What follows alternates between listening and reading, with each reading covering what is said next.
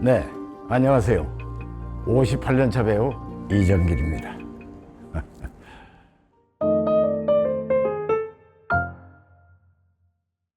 네, 제가 58년 연기 생활을 하면서 인생과 배우로서의 철학, 그리고 여러 가지 얽혀진 이야기를 시대 지식 온을 통해서 여러분들에게 말씀을 드리고자 합니다.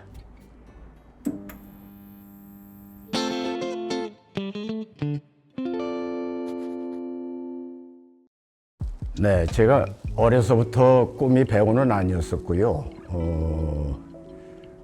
저희 시대는 척박하던 시대입니다. 그래서 우선 빨리 교육을 시켜서 생활에 도움이 될 만한 그런 가족 시스템이었었기 때문에 사실 이공계통으로 지망을 하기 위해서 학교 선택을 그렇게 했습니다. 그래서 한양공고 1학년 때 제가 유독이 주변에 작가군들을 많이, 지금 다 밝히긴 못합니다만 유명 작가들이 선후배로 포진돼 있었기 때문에 이런 문학적인 좋은 대중문화예술 이런 쪽에 어려서 사실은 주의 깊게 관찰할 수 있는 환경에서 눈이 떠졌습니다. 그래서 고등학교 때 섹스피어 시곡집을 품에 안고 보면서 영동문화원이나 이런 데 들락거리면서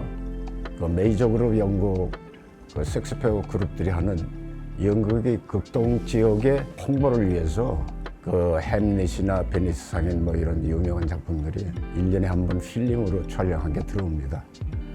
그럼 그 당시 유명했던 로렌스 올리비에, 뭐 존 길가드 이런 배우들이 한 연극을 보면서 그 열정이 어마어마하게 가슴속에 쌓였죠. 그래서 사실은 고등학교 이적을 하면서 그때부터 연기에 꿈을 갖고 매진하기 시작을 했습니다.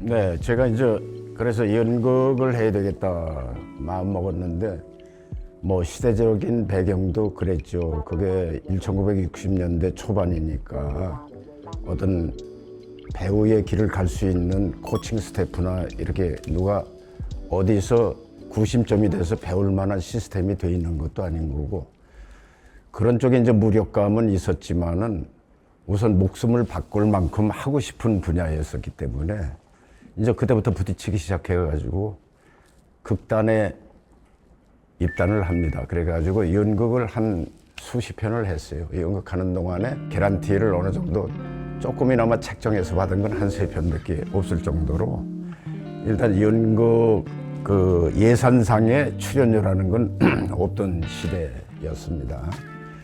그래서 그런 시대에 우선 연극을 시작으로 정말 열정을 토해내는 그런 과정이 힘들었던 거죠. 그 당시는 이제 극장도 많지가 않았습니다. 지금 얼마나 많은 극장이 있습니까? 공연할 수 있는. 근데 그 당시는 지금 명동에 있는 예술극장 거기밖에 극장이 하나 없어서 연극을 찻집에서 카페 테아트르 명동에서도 하고 뭐 이대 앞에 찻집에서도 공연을 하고 2인극들 뭐 이렇게 하면서 그 당시 이제 공연 수입으로 극단을 운영한다는 개념 자체가 성립이 안 됐을 때이기 때문에 그때는 이제 소수지만은 열정을 가진 예술인들만 모여서 정말 그 작업을 했었기 때문에 정말 값진 지금의 어떤 보편 타당성한 뭐 정말 그야말로 흥행을 위한 또 인기몰이를 위한 이런 것들이 아니고 어떤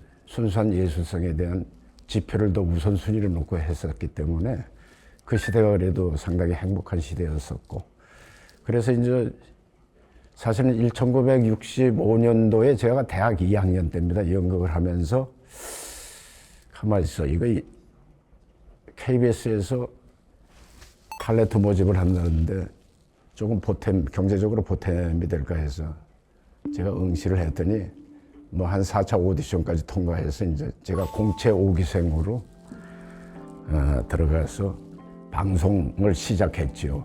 드라마를 생방을 한 3년을 했습니다.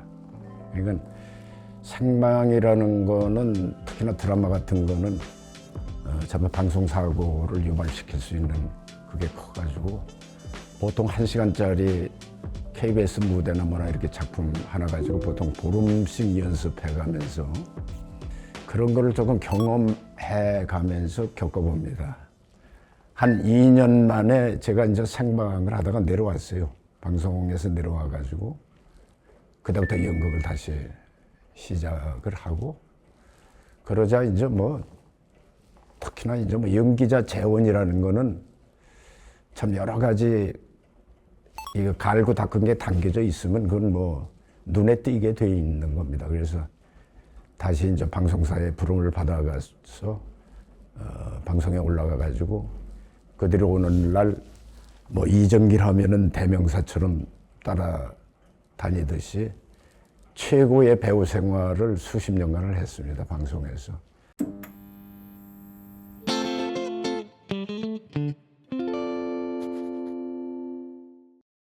저희 모든 그 표현의 예술이라는 거는 정말 일반인들이 이렇게 보편적으로 보는 그 가치 기준을 뛰어넘어서 자기 필요한 부분의 표현력이 어느 일반 공감력을 지니게 표현할 수 있는가에 그 기준은 나오는 것 같아요.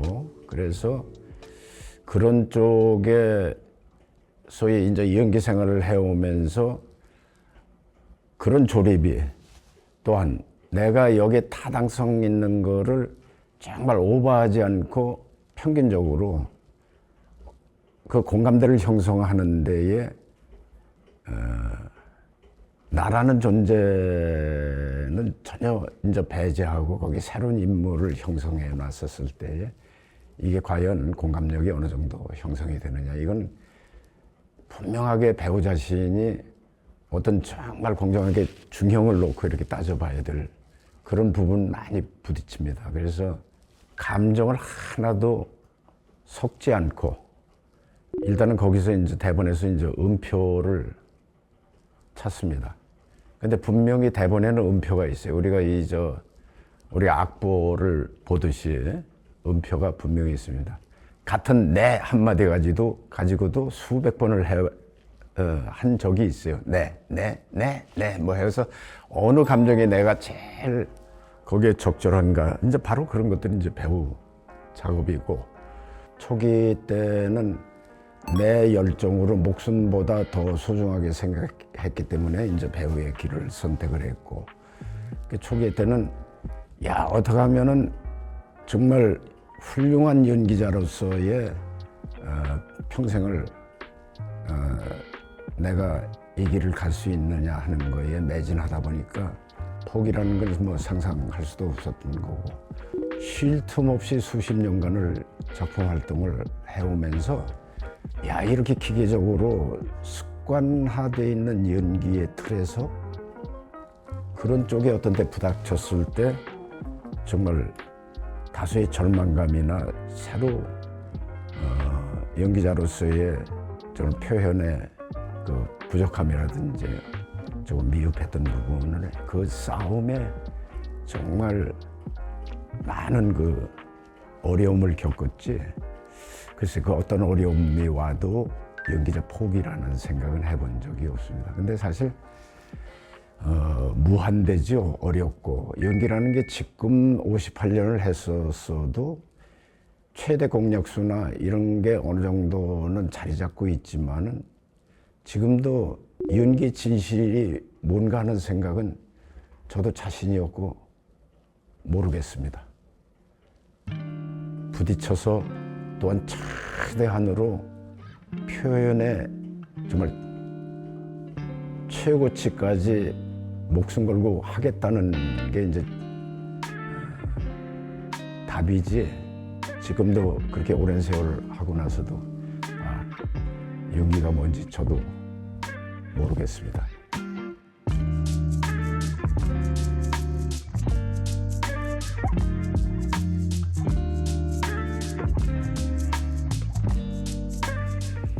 나한테 연기란 생명이다.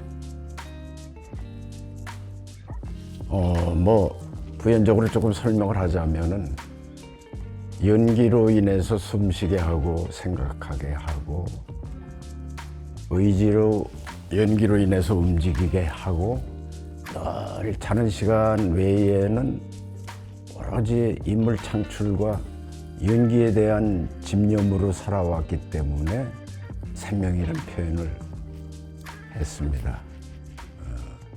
그건 뭐 소중한 가치를 뛰어넘어서 제가 살아온 의미의 어떤 내 육신이 지금까지 오기까지 지탱해온 원동력이기 때문에 감히 그렇게 표현을 했습니다. 사회 구성 요원들은 전부 다 각 분야의 인재들이 정말 많습니다. 정말 훌륭하신 분들이 많다는 얘기인데 제가 한 분야의 연기 생활을 하면서 제 나름대로의 생각은 세상은 조화를 이루어야 된다라는 게 저는 늘 생각을 하고 있습니다. 그래서 감히 제가 후진들한테 드리고 싶은 얘기는 그런 세상의 조화를 위해서 끊임없는 에너지와 저력을 쌓고 여러분들이 끊임없이 그 표현을 하고 또 창출하는 그런 사회를 구성해 나가는데 그런 요소들을 늘 생각해 주십사 하는 말씀을 좀 드리고 싶습니다. 어쨌든 제가 두서없는 말씀이나마 조금이라도 도움이 되셨으리라 생각을 하고 이만 여러분께 감사의 말씀을 건넵니다. 고맙습니다.